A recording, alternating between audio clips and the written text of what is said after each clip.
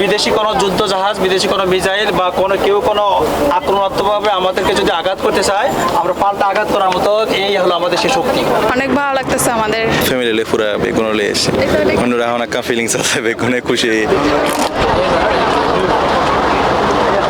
যুদ্ধজাহাজ লই সাধারণ মানুষের কৌতূহলের শেষ নাই। বিশেষ করে গভীর সমুদ্রত ফারিদৈন্যে বাংলাদেশ নৌবাহিনীর আধুনিক যুদ্ধজাহাজ গিন খুব কম মানুষেরই দেখার সুযোগ হয়। তেমনি একখান জাহাজ হইলি বা নৌজা সমুদ্র অভিযান।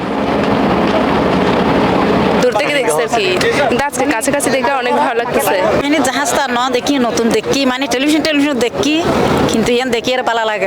নভেম্বরের 21 তারিখ বৃহস্পতিবার সশস্ত্র বাহিনী দিবস উপলক্ষে জাহাজগুলো চট্টগ্রাম বন্দর সংলগ্ন নিয়মরিং নেভাল জেটিত সাধারণ মানুষরাই উন্মুক্ত আছিল সূর্যাস্ত পর্যন্ত। সচরাচর এমনি দর্শনার্থীদের দেখার সুযোগ দেয় না, কিন্তু মাঝে মাঝে যে এই সুযোগটা দেয় সেটার জন্য আমরা অনেক কিছু জানতে পারি। সেজন্য ধন্যবাদ নৌবাহিনীকে। বহুদিন ধরে এনে দেখি জাহাজ দ্রুতন্ত বেগুনে দেখে, কিন্তু হাসাইয়ের তো কোনো সময় দেখে। এখন হাজতুন বেগুনে দেখা বেলা লইছে মিলে সব আসছি বেগুন বাচ্চা ইচ্ছে সব ইতার ইন্সপায়ার্ড হইলো জিনিস দেখি। দেখছি যে দেখছি যে এখন কেমন লাগতেছে? ভালো লাগতেছে। ছোট ভাই তার ওই আজিয়ে এটা মানে দর্শনার্থী করলে নৌবাহিনীর আজি একখান সশস্ত্র বেশি হলো মানে জনসাধারণ কি করে দিয়ে উন্মুক্ত করে দিয়ে। তো এই কারণে ইয়ারা সাইবার শেয়ারে কি আছে কি নাই সাইবার লাইসি একখান অভিজ্ঞতা লেভেল লাইসি আসলে লাইন তীরে সুশৃঙ্খলভাবে জাহাজগো পরিদর্শন করছি শত শত নানা বয়সী মানুষ। তারার সবুজ আছিল রাজ্যর বিস্ময়। এ সময় দর্শনার্থী হলর কৌতূহল মেটাইতেও জাহাজত্তা হইনে যুদ্ধাস্ত্র সম্পর্কে ধারণা দিয়ে কর্মকর্তা হল। এটা আমরা তিনটি স্টেপে আমরা ফায়ার করতে পারি। অত্যন্ত সহজভাবে আমরা শত্রুকে ঘায়েল করার জন্য এই 20 মিলিমিটার অর্লিকন গানটা আমরা ইউজ করি। এটার সাহায্যে আমরা ওই শত্রুকে আমরা ফায়ার করে ধ্বংস করতে পারি। এর নির্দিষ্ট রেঞ্জ হলো 16.5 কিলোমিটার।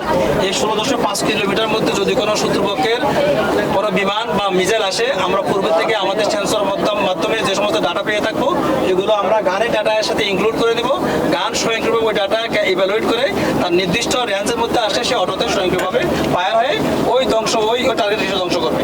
সচরাচর নৌবাহিনীর এই সমস্ত যুদ্ধজাহাজই খুব একটা দেখানো যায়। বিশেষ করে সাধারণ মানুষের কাছে ইন্ডিয়ার বেশ কৌতূহল থাকে এবং এই কৌতূহল মিটে বেলায় আদিয়ে নৌবাহিনী তারা যে বা নৌজা সমুদ্র অভিযান ইয়েন এটা সর্বসাধারণলাই উন্মুক্ত করে দিই। ইবে দুইটা তো শুরু হইয়ে এবং সূর্যাস্ত পর্যন্ত কিন্তু এটা সাধারণ মানুষ ইয়েন পরিদর্শন করতে পারিব এবং এটার যে তারা সমরাস্ত্র ব্যবহার হয় ইন্ডিয়া কিন্তু তারা সাইড পারিব ঘুরি ঘুরি। এই সময় সাংবাদিকলরে এক ব্রিফিং বা নৌজা সমুদ্র অভিযানের অধিনায়ক ক্যাপ্টেন মোহাম্মদ আরিফ হোসেন জানাই, 71 সালের এই দিনে তিন বাহিনীর সমন্বিত আক্রমণের ফলে বাংলাদেশ এর স্বাধীনতা অর্জন ত্বরান্বিত হয়।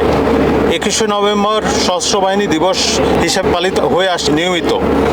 প্রতি বছরের ন্যায় এবছরও বাংলাদেশ নৌবাহিনীর যুদ্ধজাহাজ ঢাকা, চট্টগ্রাম এবং খুলনা নৌ অঞ্চলে সর্বসাধারণের পরিদর্শনের জন্য উন্মুক্ত করা হয়েছে। বর্তমানে যুদ্ধজাহাজ, সাবমেরিন, মেরিটাইম পেট্রোল এয়ারক্রাফট সহ নেভাল কমান্ডোদের দুঃসাহসী কার্যক্রমের ভিত্তিতে বাংলাদেশ নৌবাহিনী বর্তমানে ত্রিমাত্রিক নৌবাহিনীতে পরিণত হয়েছে। হৈরাকি বাংলাদেশ নৌবাহিনীর জাহাজ সমুদ্র অভিযান বাংলাদেশ নৌবাহিনীর হ্যামিল্টন শ্রেণীর ফ্রিগেট জাহাজগো গভীর সমুদ্র এবং উপকূলীয় অঞ্চলত টহল প্রদান, উদ্ধার এবং অনুসন্ধান কার্যক্রম, অবৈধ অনুপ্রবেশ ও চোরাচালান রোধগত্যু, পাশাপাশি জলদস্যুতা দমন, মৎস্য ও প্রাকৃতিক সম্পদ রক্ষায় কার্যকরী ভূমিকা রাখতে সক্ষম। ইবে 1969 আর 2015 সাল পর্যন্ত মার্কিন কোস্টগার্ড ভারত UCGS রাস নামে কর্মরত আছিল। পরবর্তীতে বাংলাদেশ সরকার এক্সেস ডিফেন্স আর্টিকেলসের অধীনে মার্কিন যুক্তরাষ্ট্র তুন জাহাজগো বাংলাদেশ নৌবাহিনীর লাই সংগ্রহ করে। জাহাজে মেয়ের 5 তারিখ 2015 সালত নৌবাহিনীর নিকট আনুষ্ঠানিকভাবে হস্তান্তর করা হয় এবং পরে মার্চের 19 তারিখ 2016 সালত এই জাহাজে বাংলাদেশ নৌবাহিনীর কমিশন লাভ করে।